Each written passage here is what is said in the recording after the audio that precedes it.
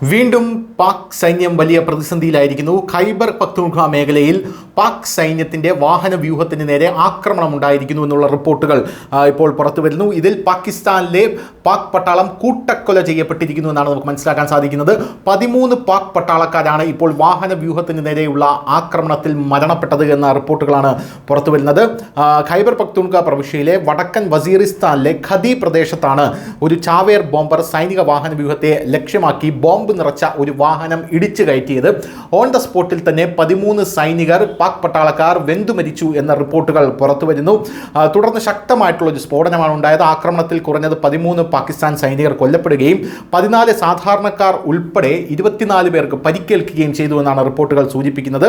ലഭിച്ച വിവരമനുസരിച്ച് അക്രമകാരി ഒരു mine resistant ambush protected വാഹനത്തിൽ ഇടിച്ചു. കൂട്ടയിടിയെ തുടർന്നുണ്ടായ സ്ഫോടനത്തിൽ വാഹനം പൂർണ്ണമായും തകർന്നു.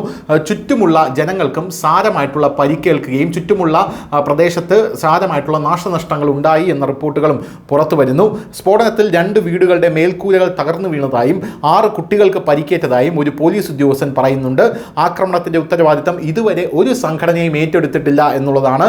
തെഹ്രീക്ക് താലിബാൻ പാകിസ്ഥാൻ, അതായത് TTP, ഈ പ്രദേശം പതിവായി ലക്ഷ്യമിടുന്നു എന്നുള്ളത് കൊണ്ട് തന്നെ ഇവരാകാം ഇപ്പോൾ ആക്രമണത്തിന് പിന്നിൽ എന്നാണ് ഇപ്പോൾ പട്ടാളം കണക്ക് കൂട്ടുന്നത്. എന്നിരുന്നാലും ബലൂചിസ്ഥാനിൽ തീവ്രവാദ ആക്രമണങ്ങൾ വർദ്ധിച്ചു വരുന്ന സമയത്താണ് ഈ ആക്രമണം എന്നുള്ളത് മറ്റൊരു സംശയമുനയിൽ നിൽക്കുന്നുണ്ട്. News desk, news India Malayalam.